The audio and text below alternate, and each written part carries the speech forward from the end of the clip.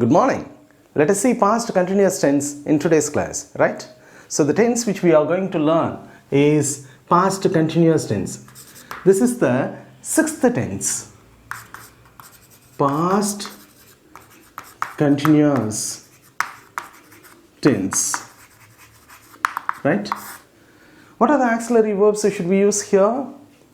What are the auxiliary verbs did we use in present continuous? Am, is, are. So the past tense of am, is was. So for active voice, the formula is was. And past tense of are, were. Which form of the main verb did we use in present continuous? Fourth form of the main verb. So here also we have to use fourth form of the main verb. So action verb, there is no change in action verb for every tense. Present continuously fourth form of the verb தான் பயன்படுத்தணும். Past continuously fourth form of the main verb தான் பயன்படுத்தணும். In future continuous we have to use fourth form of the main verb. So which decides tense? Only auxiliary verb. காலத்தை முடிவு செய்வது எது?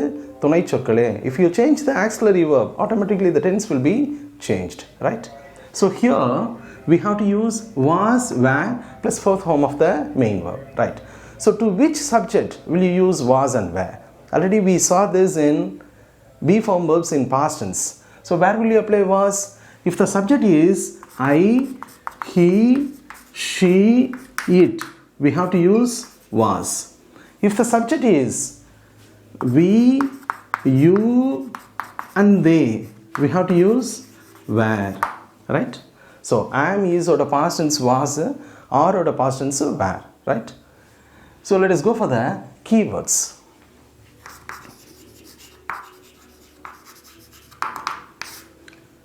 The words which are used mostly in that tense, they are called keywords, right?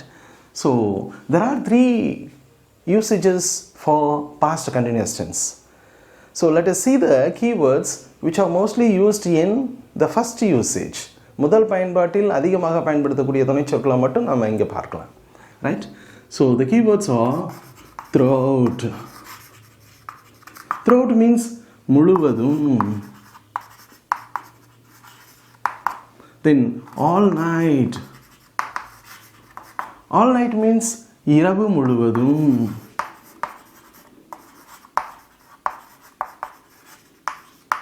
Then all day. All day means பகல் முழுவதும்.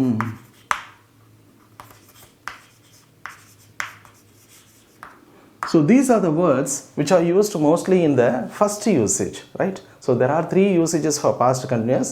In this class, let us see the first definition, right? So let us go for the definition.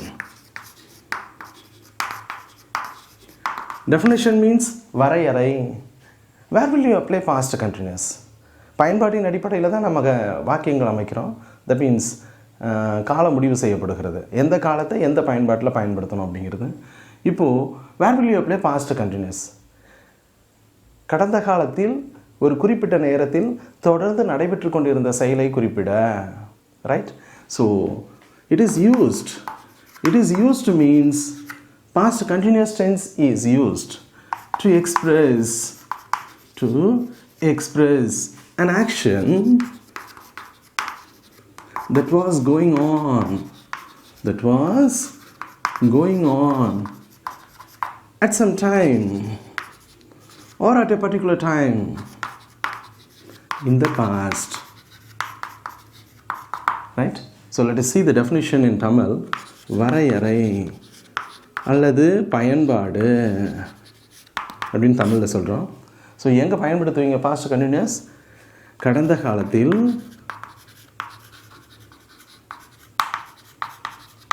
ஒரு குறிப்பிட்ட நேரத்தில்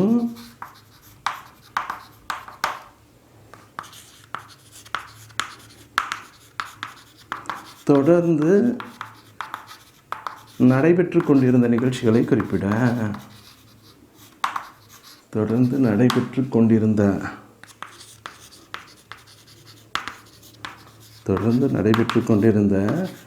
செயலை குறிப்பிட.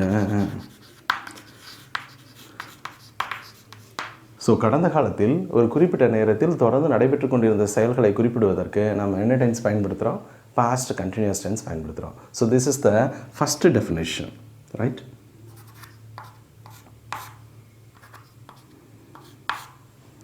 Let us go for the example. பயன்பாட்டு உதாரணங்களில் பார்க்கும் பொழுது அது புரியும், right? So let us see the first example. நான் நேற்றிரவு முழுவதும்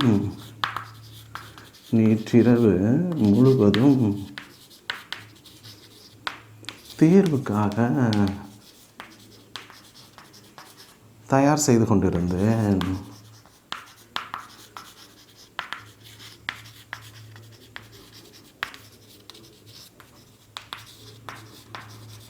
நான் நேற்று இரவு முழுவதும் தேர்வுக்காக தயார் செய்து கொண்டிருந்தேன், right?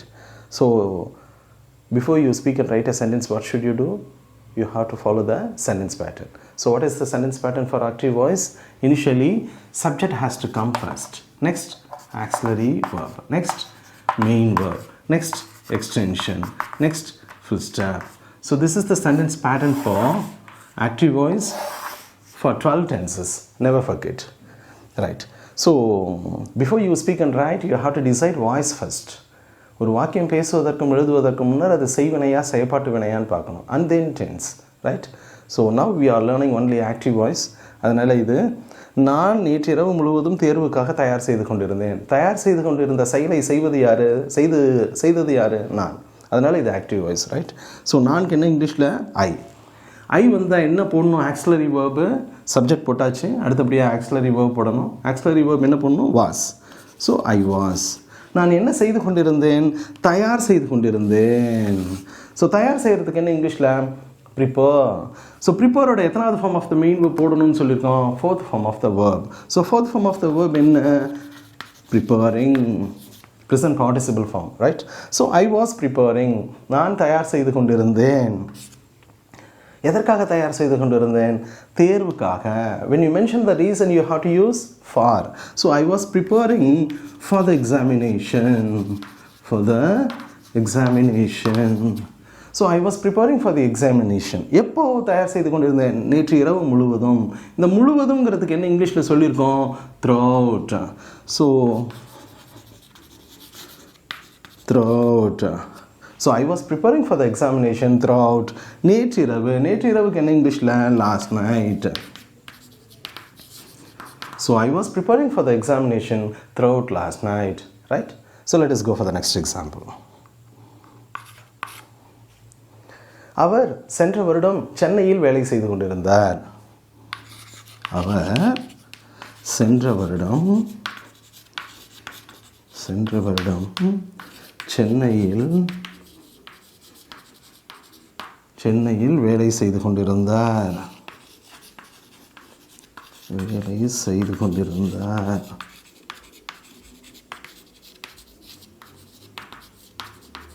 Right? So what voice is it? This is active. How? வேலை செய்து கொண்டிருந்த செயலை செய்தது யாரு? அவர். அதனால் இது செய்வினை வாக்கியம். So we have to follow this pattern, right? This auxiliary verb and main verb. Okay, யார் வேலை செய்து கொண்டிருந்தது? அவர். அவருக்கு என்ன இங்கிலீஷில்? ஹீ. ஸோ சப்ஜெக்ட் போட்டாச்சு. ஹீ வந்து என்ன பண்ணணும்? Auxiliary verb was. So he was. அவர் என்ன செய்து கொண்டிருந்தார்? வேலை செய்து கொண்டிருந்தார். வேலை செய்கிறதுக்கு என்ன இங்கிலீஷில்? ஒர்க். அப்போ ஒர்க்கோட எத்தனாவது ஃபார்ம் ஆஃப் த வேர்ப் போடணும்? Fourth form of the verb போடணும், ரைட்? ஸோ ஹீ வாஸ் ஒர்க்கிங்னா என்ன அர்த்தம்? அவர் வேலை செய்து கொண்டிருந்தார், ரைட்? சரி, எங்கே வேலை செஞ்சுட்டு இருந்தார்? சென்னையில். சென்னை என்பது பெரிய இடம். when you mention a bigger place, you have to use in. so in Chennai. எப்போ வேலை செஞ்சுட்டு இருந்தார்? சென்ற வருடம், லாஸ்ட் இயர். சென்ற வருடத்துக்கு என்ன இங்கிலீஷில்? Last year. So he was working in Chennai last year. In this way, you have to form sentences, right? So let us go for the third example. Okay.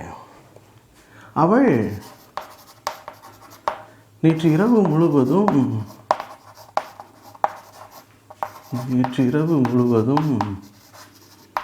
தொலைக்காட்சியில்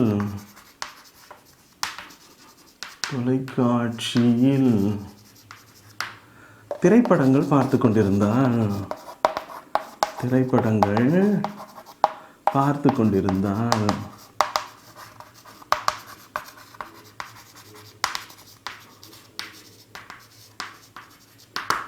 ஸோ பார்த்து கொண்டிருந்த செயலை செய்தது யார்? அவள். அதனால் இது என்ன voice? Active voice. Right. So இந்த இடத்துல செயலை செய்தது யார்? அவள். அவளுக்கு என்ன இங்கிலீஷில்? ஷீ. ஷீ வந்தால் என்ன போடணும்? Auxiliary verb was. நல்லா கவனிங்க. You have to follow this sentence pattern whenever you make a sentence. So subject she, அடுத்தபடி என்ன பண்ணணும்? Auxiliary verb. ஆக்சிலரி வேர்ப் என்ன? ஷீ வந்தால் வாஸ் போடணும். ரைட். அதுதான் காலத்தை முடிவு செய்கிறது. She was. ரைட். அவள் என்ன செய்து கொண்டிருந்தாள்? பார்த்து கொண்டிருந்தாள். ஏதாவது ஒரு செயல் நகர்ந்து கொண்டிருந்ததை கவனிச்சுட்டு இருந்தா, அந்த கவனிக்கிறதுக்கு என்ன இங்கிலீஷில்? Watch. So she was watch. வாட்சோட எத்தனாவது ஃபார்ம் ஆஃப் த வேர்ப் போடணும்? Fourth form of the verb போடணும். ஸோ ஷீ வாஸ் வாட்சிங் அப்படின்னா என்ன அர்த்தம்? அவள் பார்த்து கொண்டிருந்தாள். அவள் பார்த்து கொண்டிருந்தாள். ஷி வாஸ் வாட்சிங். என்ன பார்த்து கொண்டிருந்தாள்? திரைப்படங்கள் பார்த்து கொண்டிருந்தாள். ஸோ திரைப்படங்களுக்கு என்ன இங்கிலீஷில்? Movies. Right. So she was வாட்சிங் மூவிஸ். நிறைய படம் பார்த்துட்டு இருந்தா. ஸோ ஷி வாஸ் வாட்சிங் மூவிஸ். எப்போ எதில் பார்த்துட்டு இருந்தா?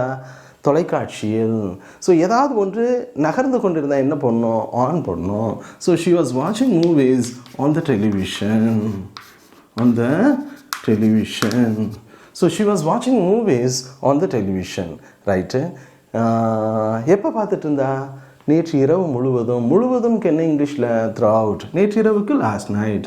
So throughout last night.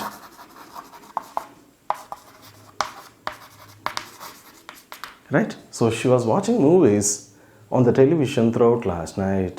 Right? Let us go for the next example. Okay. அவர்கள் மைதானத்தில் கால்பந்து விளையாடிக் கொண்டிருந்தார்கள்.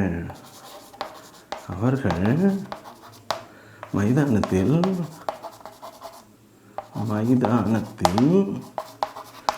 நேற்று மாலை முழுவதும் அல்லது நேற்று மாலை கால்பந்து விளையாடி கொண்டிருந்தார்கள். கால்பந்து விளையாடி கொண்டிருந்தார்கள். கால்பந்து விளையாடி கொண்டிருந்தார்கள்.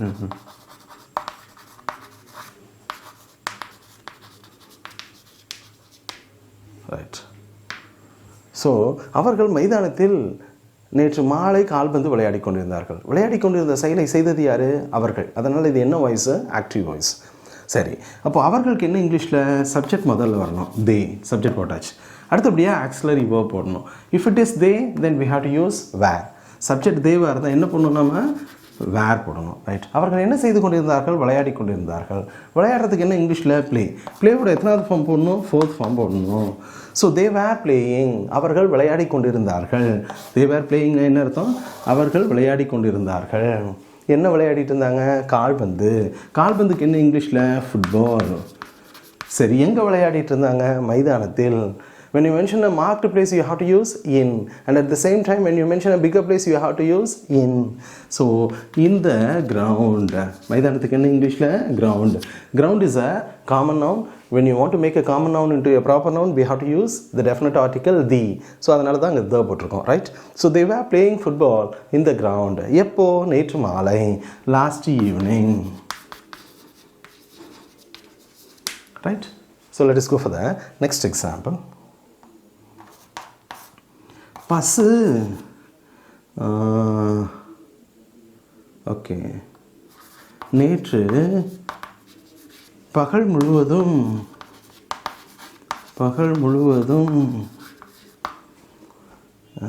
புல் மேய்ந்து கொண்டிருந்தது. புல் மேய்ந்து கொண்டிருந்தது.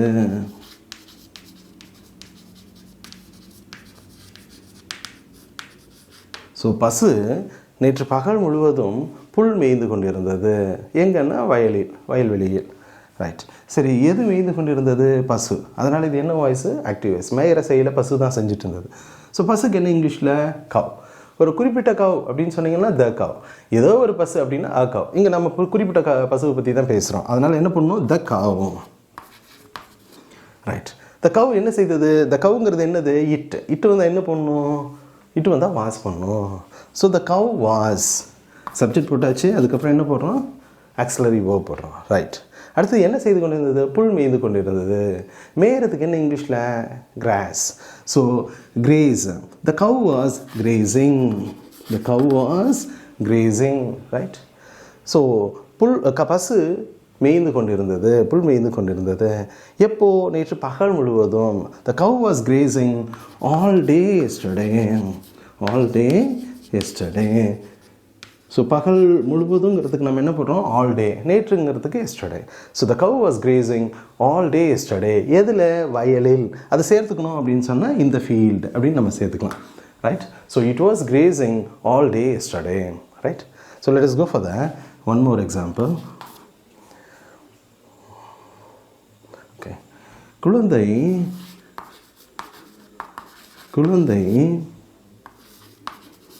நேற்றிரவு முழுவதும்